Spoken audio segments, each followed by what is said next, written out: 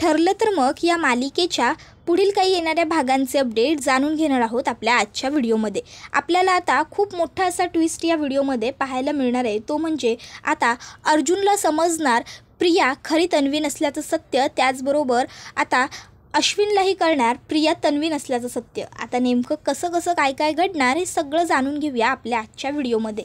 तर आता आपण इथं पाहतोय की सदाशिव आणि मैना ह्या दोघांनाही प्रियाने सांगून ठेवलेलं असतं की जेव्हा तुम्हाला पैसे हवे तेव्हा तुम्ही माझ्याकडे मागा, पण तोंड बंद ठेवा। आता जर तिला एवढं मूर्खपणा तिने करून ठेवलेलं आहे, त्या दोघांना सांगितलं आहे, तर मग त्या दोघांना या संधीचा फायदा करायचा असतो। पण प्रिया ही गोष्ट विसरलेली असते की तिने सदा आणि मैनाला सांगून ठेवलं आहे की तुम्हाला जेव्हा पैसे हवेत तेव्हा तुम्ही माझ्याकडे मागा।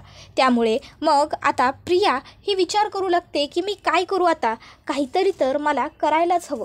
आता मी त्या सदा आणि मैनाचं तर तोंड बंद ठेवलेलं आहे, आता काहीही झालं तरी कोणासमोर कधी सत्य येणारच नाही आहे। पण बरोबर त्याच वेळी प्रियाला येतो तो म्हणजे सदा आणि मैनाचा फोन। आता प्रिया म्हणते शैतान का नाम लिया और कॉल आ गया। त्याबरोबर आता लगेचच तिला समोरून मैना विचारायला लागते, काय गं आम्हाला बोललीस ते विसरलीस की काय? त्यावर प्रिया विचारते, काय बोलले मी तुम्हाला? त्यावर सदा आणि मैना म्हणायला लागतात, अगं एवढ्या लवकर विसरलीस बी आणि आता असं बोलायला लागलेस होय? म्हणली होतीस ना वा आम्हाला दोघांना की जेव्हा पैसे हवेत तेव्हा मला कॉल करा म्हणून, मग आता आम्हाला पैसे हवेत म्हणूनच आम्ही तुला फोन केला आहे। त्याबरोबर प्रिया म्हणते, काय पैसे हवेत म्हणजे माझ्याकडे काही पैशांचं झाड लावलं आहे? त्यावर ती म्हणते, हे बघ आम्हाला ते काही ठाव नाही, आम्हाला पैसे हव्यात म्हणजे हवेत, तू आम्हाला पैसे कुठनं बी अरेंज करून द्यायचेस। त्यावर प्रिया म्हणू लागते, हे काय बोलताय? त्याबरोबर ती म्हणते, काय बोलताय म्हणजे पैसे मागायला लागलोय? हे बघ आमच्या हक्काचे पैसे आहेत ते तू आम्हाला नाही म्हणू शकत नाही, आणि तसं बी तुझा नवरा एवढा ढिगानं पैसा कमवतोय, मग त्याचा उपयोग कर की, दे आम्हाला जरा पैसे, आम्ही गरीब आहोत ना आणि तुझे आई वडील आहोत। त्याबरोबर आता प्रिया म्हणायला लागते, हो आहात ना आईवडील, पण त्याच आईवडिलांनी मला विकलं होतं भीक मागण्याच्या कामासाठी, विसर पडला त्या गोष्टींचा। आणि तसंही माझ्याकडे आता जास्त पैसे नाही आहेत, एक काम करते तुम्हाला 3-1 हजार रुपये पाठवून देते, तेवढे घ्या। त्याबरोबर मग आता लगेचच मैना म्हणते, 3,000 होय? अगं 3,000 आमचं काय होणार आहे? एवढ्याशा पैशात तर आम्हाला नाही जमणार बाबा, त्यापेक्षा तू एक काम कर, आम्हाला एक 10-12 हजार रुपये पाठवून दे। नाही म्हणजे सारखं असं लेकीकडे पैसे मागायला बरं वाटत नाही ना, म्हणून म्हणतोय। सदाशिवसुद्धा म्हणतो, हो ना अगं 3,000 आमची मिशीसुद्धा वली होणार नाही, त्यापेक्षा तू 10-12 हजार रुपये आम्हाला मस्तपैकी पाठवून दे, मग आम्ही काय करतो 10-12 हजार रुपयात एक 15-20 दिवस घालवतो। म्हणजे तसं आता खरं तर 10-12 हजार 15-1 दिवसाच्या हिशोबाने कमीच झाले, पण तरी पण आता सारखे तुझ्याकडे पैसे मागण्यापेक्षा आम्ही आपली जरा तारेवरची कसरत काढतो, जरा ते काय म्हणतात ॲडजस्टमेंट की काय ते करतो आणि 10-12 दिवस घालवतो, आणि मग त्यानंतर तू पुण्यांदा आमच्या नवीन पैशांची सोय करशीलच की। त्याबरोबर आता लगेचच इकडे मैना म्हणायला लागते, अहो करशील म्हणजे करावंच लागल तिला, तिच्या नवऱ्याकडं बक्कळ पैसा आहे की, डॉक्टर आहे नव तिचा नवरा, मग डॉक्टरला काही कमी पैसे मिळतात होय?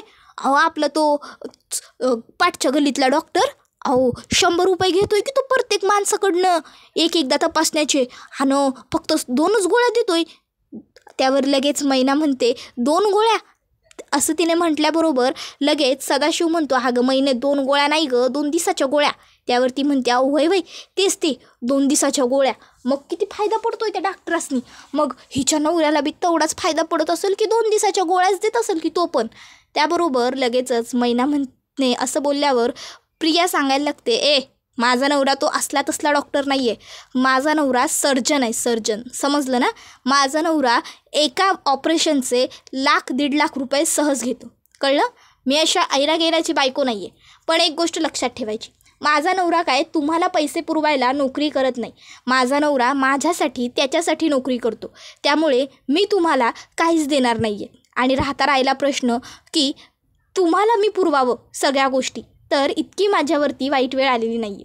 तुम्हाला पैसे देत होते कारण वाटत होतं जाऊ दे द्यावे, गरीब आहात, जाऊ दे द्यावे, गरीब आहात, पण तुमची ना मुळात लायकीच नाही आहे की मी तुम्हाला पैसे द्यावे। एवढं चांगलं तुम्हाला पैसे देत होते, पण तुम्हाला ते नको, तुम्हाला 10-12 हजार हवेत ना, जा काही करताय ते करा, आता मी तुम्हाला फुटकी एक कवडीसुद्धा देणार नाही आहे. त्यावर सदा आणि मैना तिला म्हणायला लागतात, ए पोरी हे बघ असं करू नगस, नाहीतर तू आमासने जे सांगितलं आहेस त्याचा फायदा करून घेऊ आणि मग ते तुला जड जाईल. आता तू ठरव तुला काय करायचं आहे ते.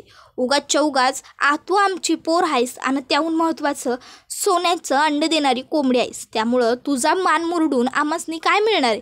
पर जर तुझ्याकडनं आम्हाला हवी असलेली गोष्ट मिळत नसेल तर मात्र आम्हाला तुझी मान मोडावीच लागेल आणि आम्हाला जे हवं आहे ते मिळवण्यासाठी काहीतरी पाऊल उचलावं लागेल. मग आता बाई तू ठरव काय करायचं. तुझी मान आम्ही मोडायची का त्यापेक्षा तूच आमासने पैसे देऊन आमचं तोंड बंद करणार आहेस ते तू ठरव. नाही, शेवटी आम्ही पण तुझेच आईबा आहोत हे विसरू नकोस. त्याबरोबर प्रिया म्हणते, नाही ते मी अजिबातच विसरलेली नाही आहे आणि तुम्ही माझी मान कशी मोडणार ना ते पण मी बघतेच. लक्षात ठेवा, तुमची मान पिरगळायला ना मला 1 सेकंदसुद्धा लागणार नाही आहे. तुम्ही कुठच्या कुठे उडून जाल ना हे तुम्हाला पण कळणार नाही. गुपचूप फोन ठेवा आणि काय करायचं आहे ते करा. मी तुम्हाला फुटकी कवडीसुद्धा देणार नाही आहे. त्याबरोबर मैना फोन कट करते आणि म्हणायला लागते, ही पोरगी स्वतःला काय समजते, लई शाणी झाली का काही, आता बघाच मी काय करते. आणि मग ते अर्जुनला कॉल करते आणि तुम्हाला लई महत्त्वाची गोष्ट सांगायची आहे, तुम्ही आमच्या घरला या अर्जुनराव असं म्हणते. त्यावर अर्जुन म्हणतो, काय तुमच्या आणि घरी कशाला. हे बघा, जे काही बोलायचं असेल की नाही ते गुपचूप फोनवरतीच बोला. आणि हो, सायलीला आम्हाला घरात घ्यायला सांगा वगैरे काही बोलत असाल तर असं अजिबात काही करणार नाही आहे आम्ही. त्यामुळे जे बोलायचं आहे ते पटापट बोला आणि मोकळे व्हा. त्याबरोबर सदाशिव म्हणायला लागतो, अहो असं काय करताय जावई बापू. त्यावर अर्जुन म्हणतो, जावई. त्याबरोबर लगेचच मैना म्हणायला लागते, अर्जुनराव असं काय करताय. अहो आम्ही जे काही सांगायला फोन करतोय का नाही ते तुमच्याच फायद्याचं आहे. अर्जुन म्हणतो, माझा आणि तुमच्याकडून फायदा. Oh my God. बरं ठीक आहे, जे काही बोलायचं असेल ते फोनवर बोला, ऐकतोय मी, बोला लवकर चला. त्याबरोबर सदाशिव आणि मैना म्हणतात, अहो जावई. नाही, जावई जरी नसलात तुम्ही आमचे तरी जरा पिरमानं बोला की. थोडे दिस का होईना, गैरसमजानं का होईना, पण आम्ही तुमचे सासरे आणि सासूबाई होतोच की. मग आता जरा पिरमानं बोला आमच्याशी आणि घरला बोलवायलोय तर या, तुमचाच फायदा आहे म्हणलं ना. व तुमच्या घरात एक काळुंद्री आहे, ती तुमच्या घरची काळुंद्री नाही हे सांगायचं आहे तुम्हाला. अर्जुन म्हणतो, काय वॉट काळुंद्री. त्यावर ते म्हणतात, तुम्ही घरला या, तुमच्या लई मोठ्या फायद्याची गोष्ट आहे. आलात तर फायद्यात पडशिला, नाही आलात तर फाटक्यात पडशिला. त्यावर अर्जुन म्हणतो, फायदा फाटका. त्यावरती म्हणते, आव नका तुम्ही त्या गोष्टींचा विचार करू, तुमच्यासारख्या सान्या सुरत्या माणसासनी या गोष्टी नाही कळायच्या.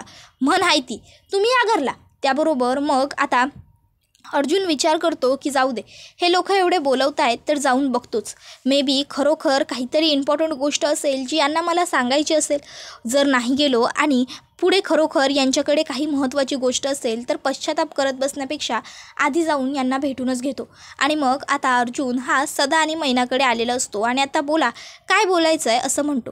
त्याबरोबर मैना म्हणायला लागते, अहो हो सांगतो की, पण आम्ही हे असं फुकट कुणाला काय बी देत नाही बघा, आमच्याकडं प्रत्येक गोष्टीचा मोबदला लागतोय. त्यावर तो म्हणतो, ठीक आहे, जो मोबदला हवा आहे तो देईन, पण आता बोला काय सांगणार होतात तुम्ही मला. तर इकडे प्रियाला ह्या गोष्टीची खबरच नसते. प्रिया मात्र मनातल्या मनात खूप खुश असते. आता ती विचार करते की सदा आणि मैना काहीच करणार नाही, उलट ते घाबरले असतील आता आणि मला पैसे मागायला फोनही करणार नाही. इतक्यात तिची नजर तिच्या पायांवर जाते आणि तिच्या लक्षात येतं की तिच्या पायावरचं तुळशीपत्र जे आहे ते पुसट होत चाललेलं आहे आणि त्या तुळशीपत्राला टचअप करायची गरज आहे. मग ती विचार करते उद्याच जाते. आणि दुसऱ्या दिवशी सकाळी अश्विन झोपलेला असतो तरच प्रिया अलगद उठते, आवरते आणि आता ती तुळशीपत्र पुन्हा व्यवस्थित करून घेण्यासाठी टॅटूच्या दुकानामध्ये गेलेली असते, म्हणजे जायला निघालेली असते. तर इकडे आता सकाळ अश्विन उठतो आणि बघतो तर काय, त्याला बाजूला प्रिया दिसत नाही. रोज जी तन्वी आपण उठून आवरतो तरी उठत नाही, आज ती तन्वी कुठे गेली. मे बी माझ्यासाठी ब्रेकफास्ट बनवत असेल असं अश्विनला वाटतं. मग आता अश्विन बाहेर हॉलमध्ये येतो, किचनकडे वळून बघतो पण किचनमध्ये त्याला प्रिया दिसतच नाही.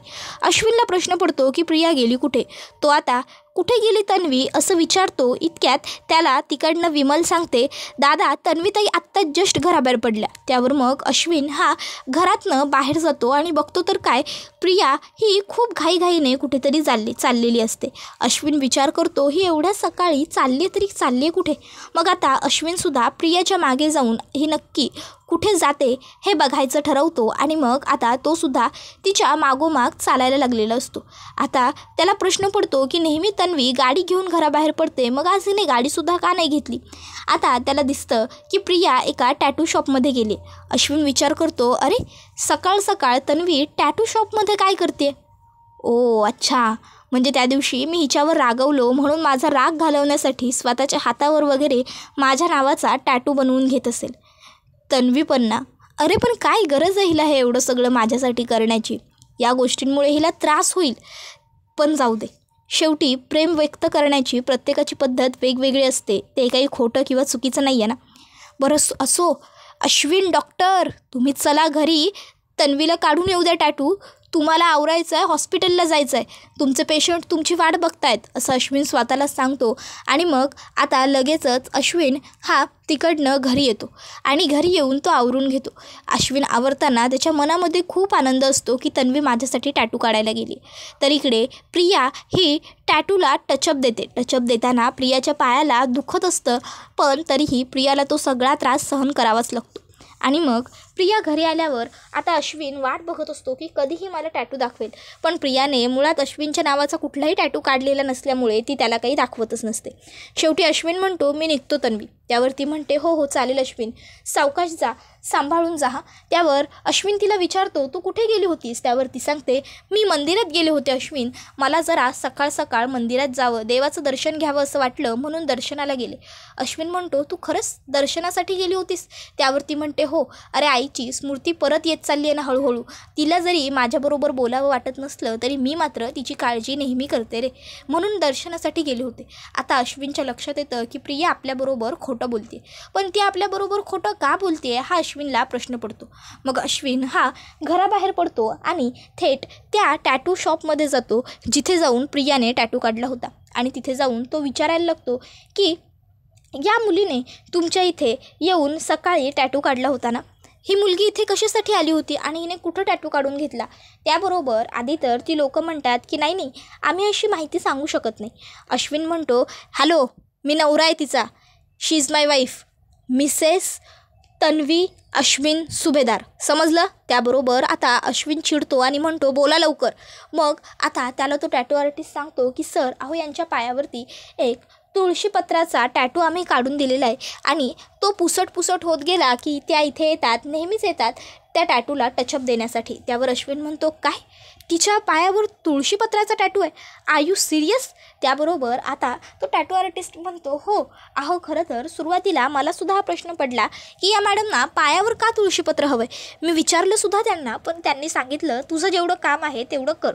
मग शेवटी आपल्याला काय, आपल्याला आपल्या कामाशी मतलब. मग मी त्यांच्या पायावरती तिथं टॅटू काढून दिला आणि आता त्या टचअपलासुद्धा नेहमी येत असतात वरचेवर. त्यावर हे ऐकून अश्विनला खूप मोठा धक्का बसतो. तर दुसरीकडे आता अर्जुनला सदाशिव आणि मैनाने सांगितलेलं असतं की तिची प्रिया तन्वी म्हणून तुमच्या घरात राहते का नाही, त्या रविराज आणि प्रतिमाची खरी मुलगी नाही आहे. आता हे अर्जुनला ते सांगतात तेव्हा अर्जुन म्हणतो, काय. अर्जुनला खूप मोठा धक्का बसतो. तर अर्जुन म्हणतो, एक मिनटं, तुम्ही कशावरनं खोटं बोलत नाही आहात. काय पुरावा आहे तुमच्याकडे की खरोखर ती मुलगी त्यांची नाही आहे म्हणून. हे बघा तुमच्या माहितीसाठी सांगतो, आमचा सिनियर खूप हुशार आहे आणि त्याने तिला घरात घेण्या अगोदरच तिची आणि स्वतःची DNA टेस्ट करून घेतली. त्यामुळे ती आमच्या सिनियरचीच मुलगी आहे हे मला व्यवस्थित माहिती आहे. उगाच माझ्याकडनं पैसे उकळायचे म्हणून तुम्ही काहीही बोलाल आणि मी तुमचं ऐकून घेईन असं वाटतं का तुम्हाला. आणि बरं ठीक आहे, मान्य केलं, मी तुमचं ऐकूनही घेतलं की ती सिनियरची मुलगी नाही आहे म्हणून, पण मग याचा तुमच्याकडे काही पुरावा आहे का पुरावा. त्याबरोबर आता सदा आणि मैना गप्प असतात. अर्जुन म्हणतो, खोटारडे कुठचे, आणि तो तिकडनं जात असतो. तशी मैना मागून एक रेकॉर्डिंग सुरू करते ज्यामध्ये स्पष्टपणे आवाज येत असतो की माझा नवरा खूप श्रीमंत आहे, माझ्या नवऱ्याकडे बक्कळ पैसा आहे, डॉक्टर आहे तो पेशाने डॉक्टर, तुम्ही फक्त तोंड बंद ठेवायचं. मी त्या रविराज आणि प्रतिमाची मुलगी नसून तुमची मुलगी आहे हे कोणालाही कळता कामा नये. त्यासाठी तुम्हाला जितके पैसे हवेत की नाही तितके पैसे मोजायला मी तयार आहे. फक्त तोंड बंद ठेवायचं, समजलं? उगाचच्या उगाच जास्त आगाऊपणा करायचा नाही. मी तुमची सोन्याची अंडी देणारी कोंबडी आहे हे लक्षात ठेवायचं. आता ते रेकॉर्डिंग ऐकून अर्जुन जागेवरच थांबतो. तर मैना म्हणायला लागते, अहो माहीत होतं आम्हाला तुम्हाला पुरावा दाखवावा लागणार म्हणून यो पुरावा त्या पोरीच्या आवाजातला आम्ही करून ठेवला आहे. आता तरी पटलं ना आम्ही खरं बोलायलो आहे म्हणून. त्यावर अर्जुनला खूप मोठा धक्का बसतो. तर सदा आणि मैना म्हणतात, आता आधी आमचा रोकड काढा. मग अर्जुन हा खिशातनं पैसे काढतो. 500-500च्या 6-7 नोटा असतात त्याच्या हातात आणि त्या नोटा आता तो सदा आणि मैनाच्या हातामध्ये देतो आणि त्या दोघांना म्हणायला लागतो की हे बघा, तुम्हाला जर आणखीन काही माहिती असेल तर ते सुद्धा मला सांगा, बोला, मला माझ्याशी सांगा सगळं खरं. तुम्हाला माहिती आहे का की प्रिया आमच्या घरात का घुसली, ती तन्वी का बनली, किंवा सायलीच्या आईबाबांबद्दल तुम्हाला काही माहिती आहे का? जर त्यांची मुलगी तन्वी नाही आहे म्हणजे ती खोटारडी प्रिया नाही आहे तर मग तिचे जे काही खोटारडेपणाचे काळे धंदे आहेत ते काय, ती कुणामुळे आमच्या घरात घुसली, काही माहिती आहे का तुम्हाला पुढे आणखीन? हे बघा, तुम्ही प्लीज मला सगळं सांगा. सायलीचे आईवडील कोण आहेत, तिच्या आईवडिलांबद्दल तुम्हाला काही माहीत आहे का? सदा आणि मैना विचार करू लागतात की आता एकाच वेळी एवढं सगळं सांगायला नको. आपल्याला जर या अर्जुनकडनं सतत पैसे उकळायचे असतील तर याला थोडी थोडी माहिती सतत दिली पाहिजे. अर्जुन म्हणतो, एक गोष्ट लक्षात ठेवा, तुम्ही मला हे सगळं सांगितलं आहे, हे काही झालं तरी त्या प्रियाला कळता कामा नाही. तिच्याकडनं अशीच माहिती मिळवत राहा आणि मला द्या. मी तुम्ही बोलाल तेवढे पैसे देईन, पण मला सगळी माहिती हवी आहे आणि खरी खरी माहिती हवी आहे. समजलं तुम्हाला? त्या प्रियाला हे कळता कामा नये की तुम्ही मला ती रविराज काका आणि प्रतिमा आत्याची मुलगी नाही आहे हे सत्य सांगितलं आहे. समजलं? त्याबरोबर ते दोघं होकार देतात. तर इकडे प्रिया ही विचार करत राहते, बापरे, अजून एवढा वेळ झाला तरी सदा आणि मैनाचा रोकड मागण्यासाठी फोन आला कसा नाही? मी एवढा चांगला दम भरलाय की नाही, दोघं पण घाबरून गेले असतील. विचार केला असेल दोघांनीही की नकोच हिला फोन करायला, बरं झालं एकदाचा पिच्छा सुटला असा विचार प्रिया करू लागते. तर दुसरीकडे आता सायली ही देवी आईकडे प्रार्थना करत असते घरात, आई सगळ्यांचं सगळं छान होऊ दे, तुझ्या आशीर्वादानेच ते सदा आणि मैना माझे आई बाबा नाही हे आम्हाला कळलं आणि आमचं घर त्या 2 नराधमांपासून वाचलं. आता अस्मिताताई 2 जीवांचे आहेत, त्यांना कसलाही त्रास होऊ देऊ नकोस, त्यांचं बाळपण अगदी व्यवस्थित पूर्ण होऊ दे, त्यांना छान गोड गोंडस गोजीरवानं बाळ होऊ दे आणि त्या बाळाच्या येण्याने हे घर सगळं आनंदाने भरून जाऊ दे. या घरात फक्त सुख समाधान आणि शांती वावरू दे. या घरात सगळं कसं मंगलमय घडू दे. अस्मिताताईंना काही त्रास होऊन देऊ नको, त्यांचं सगळं बाळपण व्यवस्थित छान होऊ दे आणि त्याचबरोबर माझे आईबाबा मला लवकरात लवकर सापडू दे गं. मी खूप आशेने माझ्या आईबाबांची वाट बघते. खूप आशा आहे मला माझे आईबाबा मला भेटतील याची. आणि ज्या मधुभाऊंनी मला मुलगी मानलं, माझ्यावर खूप भरपूर प्रेम केलं, त्या मधुभाऊंनासुद्धा तू आधीच माझ्यापासून हिरावून घ्यायला लागलीस. असंही करू नकोस. काहीही झालं तरी माझ्या मधुभाऊंना काहीच होऊ देऊ नकोस. माझे मधुभाऊ हे कायम व्यवस्थित राहू दे. त्यांना कधी काही होऊ देऊ नकोस. त्याबरोबर आता सायलीच्या डोळ्यात अश्रू येतात. इतक्यात तिकडे अस्मिता येते आणि सायलीला म्हणते, काय गं सायली, काय झालं, तुझ्या डोळ्यात पाणी का? तरी सायली काही बोलत नसते. मग लगेचच आता अस्मिता तिच्या पोटातल्या बाळाबरोबर बोलू लागते आणि म्हणत असते, बघितलंस का बाळा, आता तुझी सायली मामी आपल्याबरोबर बोलतसुद्धा नाही आहे. सायली मामी, काय गं, काय झालं, तू रागवलीस की काय आमच्यावर? त्यावर सायली म्हणते, नाही रे सायली मामी, कधीच कुणावर रागवत नाही.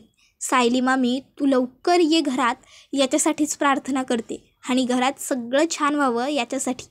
त्याबरोबर पुढे ती म्हणते, घरात सगळे व्यवस्थित राहावे, आनंदी राहावे, यापेक्षा जास्त मला काही नको आहे. त्याबरोबर हा व्हिडिओ इथेच संपतो. व्हिडिओ आवडला असेल तर व्हिडिओला लाईक करा, चॅनलवर नवीन असाल तर चॅनलला सबस्क्राईब करा आणि बेल आयकॉन आठवणीने प्रेस करा. पुढचा व्हिडिओ येईपर्यंत टाटा बाय बाय, धन्यवाद, take care all of you.